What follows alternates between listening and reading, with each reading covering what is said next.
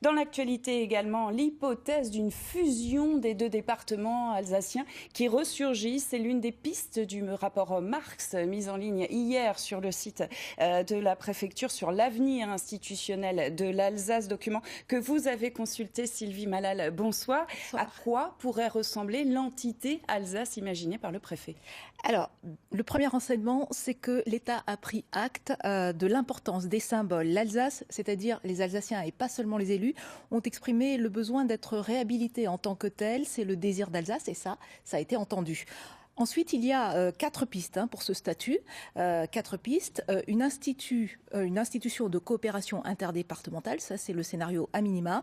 Un syndicat mixte, un grand département qui serait le résultat de la fusion du Haut-Rhin et du Bas-Rhin, ou une collectivité à statut particulier. Et c'est la troisième voie qui est à la faveur du préfet, mais aussi du Premier ministre Édouard Philippe, c'est ce qu'il a écrit dans une lettre adressée aux parlementaires. Et donc pas ce statut particulier que beaucoup attendaient ici. Pourquoi ?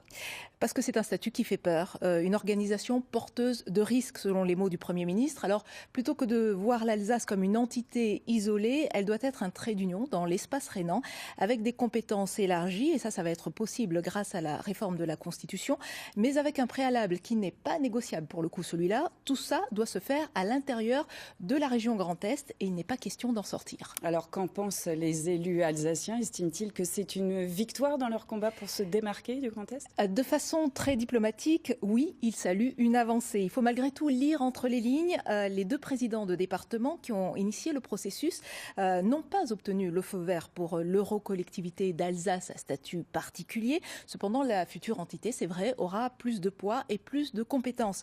Quant au président de la région Grand Est, Jean Rotner, il évoque une réponse équilibrée. Et c'est vrai que le périmètre de la région Grand Est ne va pas bouger, mais il faudra transférer certaines compétences au grand département alsacien.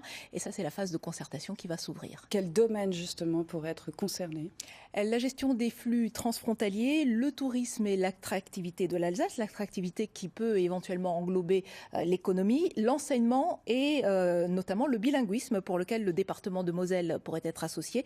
Et puis la culture, il s'agit donc, selon le préfet, d'un vrai projet de territoire. Mais donc, rien n'est encore tranché. Qu'en est-il pour la suite ? Une nouvelle phase de concertation qui va s'ouvrir et qui va être menée par Jacqueline Gouraud, ministre auprès du ministre de l'Intérieur. Le gouvernement pourrait trancher de façon définitive en octobre, puisque de toute façon les élus veulent aller vite. Les élections régionales et départementales se profilent pour 2021. Donc, s'ils l'ont fait un compte à rebours, vous le voyez, on se rend compte que le calendrier est très serré, surtout avec une réforme constitutionnelle qui a été reportée. Alors sinon, beaucoup plus simple et plus rapide, ça serait la collectivité à statut particulier. Brigitte Klinkert, la présidente du Haut-Rhin que j'ai eue tout à l'heure au téléphone, affirmait qu'une simple loi suffirait à la créer.